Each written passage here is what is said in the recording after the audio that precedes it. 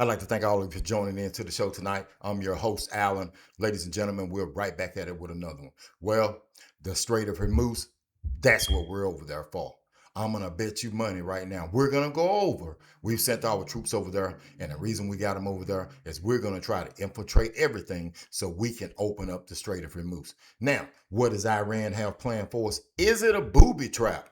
Is it a booby trap? Well, they've said and made public comments that they will not back down from us, and they're waiting on us. What does that mean? They've got several different regimes that are fighting with them, and what they're going to try to do is they're going to try to starve out Israel. They're going to try to make sure that nobody in the surrounding areas around there, the surrounding countries, are going to be hurting from what they're trying to inflict. Now, they're going to try to shut it down. We're going to try to open up. We're going to try to take over the island of Qatar. We're going to try to do that. How many lives will be lost? Well, in war times, ladies and gentlemen, you know it's just, as they call it, casualties of war. Casualties of war. That's what is about to go down.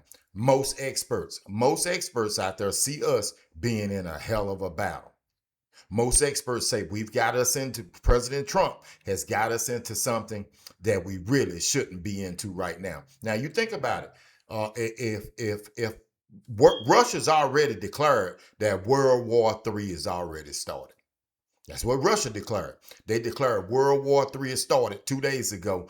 And right now, ladies and gentlemen, everybody over there gets starved out. The other countries over there get starved out. We're not going to have any allies to stick with us. And it's going to bring more hatred towards the United States of America.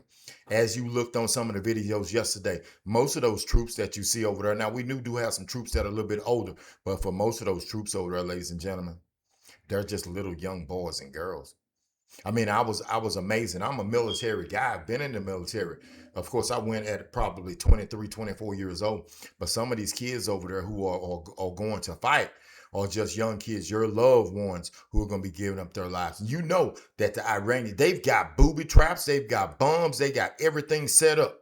And you got to think the strait itself isn't that wide. So is it going to come to that? Is it going to come to that where we're going to be spending our time over there trying to open it up? And the crazy part to me, ladies and gentlemen, is we don't get like 8% of our oil from over there. So why are we so concerned? We're trying to be concerned with the other countries, because we already know that if they shut that down, it's not what you thinking, ladies and gentlemen, where it's going to be, 6-7 months. No, ladies and gentlemen, this is about to get epic proportions. This is only going to take a couple of weeks, if that long. If that gets shut completely down, they hit the energy sources over there for Israel and all of them, ladies and gentlemen, it's going to be it's going to be bad all over Eastern Europe, and it's going to trickle down.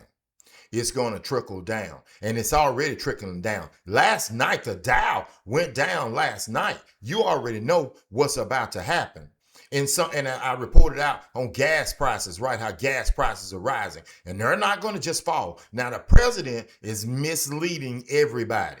He's misleading everybody, saying, "Oh, gas prices are going down, food prices are going down." When's the last time you went to the grocery store?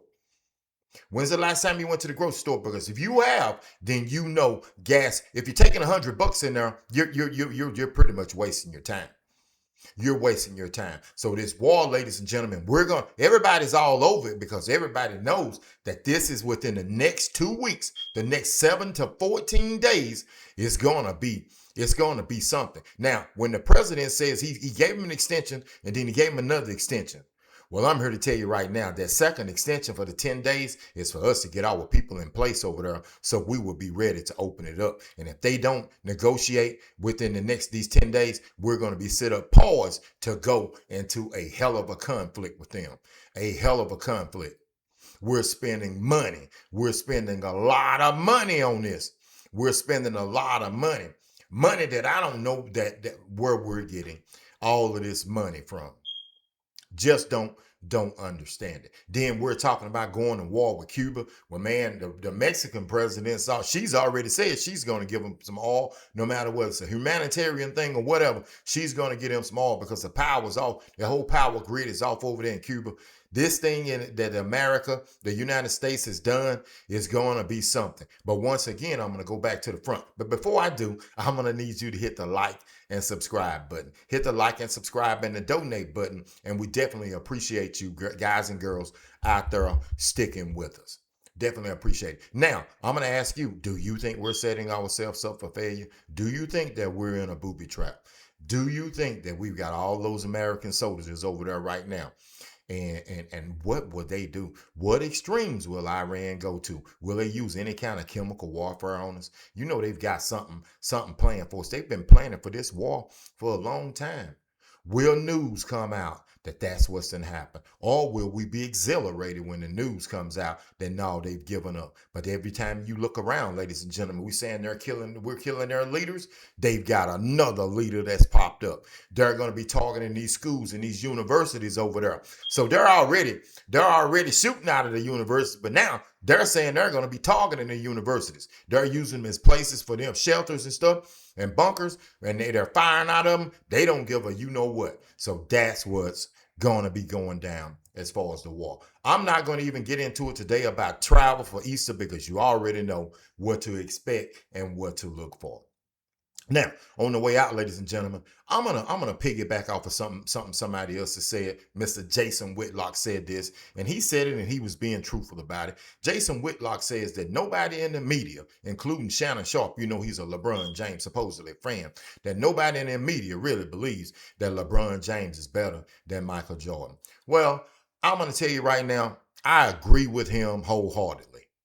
This is a conversation, ladies and gentlemen, that the NBA just needed something for hype after Kobe Bryant had passed away and they needed something. Ladies and gentlemen, LeBron James is, I mean, I'm not going to even get deep into it, but LeBron James is not Michael Jordan. He's not better than Michael Jordan. So for all of those critics out there and all those people, and basically there are three different rooms, right?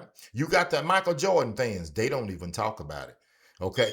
You got the Kobe Bryant fans, but they don't, but the LeBron James fans do. And Michael Jordan came out himself just yesterday on another podcast. Well, not on a podcast, when he was on the show and he said that when he was asked about with Gayle King, Gayle asked him about the GOAT thing, and he says he doesn't believe in the GOAT thing. It's about every player is learning from a player that come before them. Now, I'm going to tell you right now, if you're Michael Jordan, you don't have to say it. If you're one of the greats, you don't have to say that you're the greatest.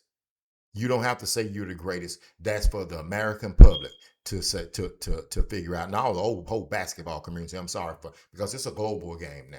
It's a global game. Well, hey, ladies and gentlemen, I'm on my way out. Hey, be careful out there. See you in the morning, on the evening, on the Monday morning. I mean the Tuesday morning drive. I'm definitely OU.